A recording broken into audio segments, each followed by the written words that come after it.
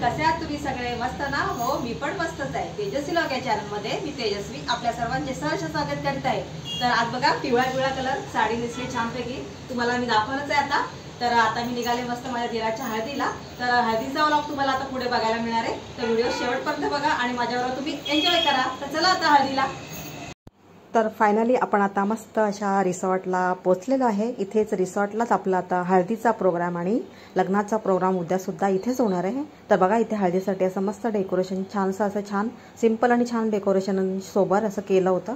आणि इकडे पाहुणे मंडळी सुद्धा सगळे आता आलेले आहेत, आमचे नातेवाईक सगळे, आणि बसले जातात सगळे हळदीसाठी। तर बघा इथे मस्त असा रिसॉर्ट आहे, तुम्ही पाहू शकता। तुम्हाला इथे दाखवते मी। असा मस्त रिसॉर्टचा परिसर होता, सुंदर होता आणि खूप असा मोठाच्या मोठा हा रिसॉर्ट आहे। इथे पाहू शकता तुम्ही।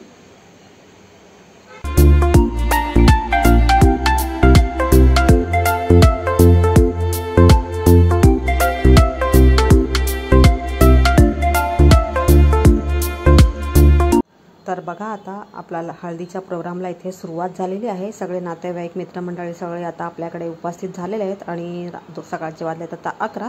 तर पहिल्यांदा नवऱ्या मुलाचं आणि नवऱ्या मुलीच्या वडिलांचं, आई वडिलांचं, बहिणीचं औक्षण करून मग नंतर आपल्या हळदीच्या प्रोग्रामला इथे सुरुवात होत असते।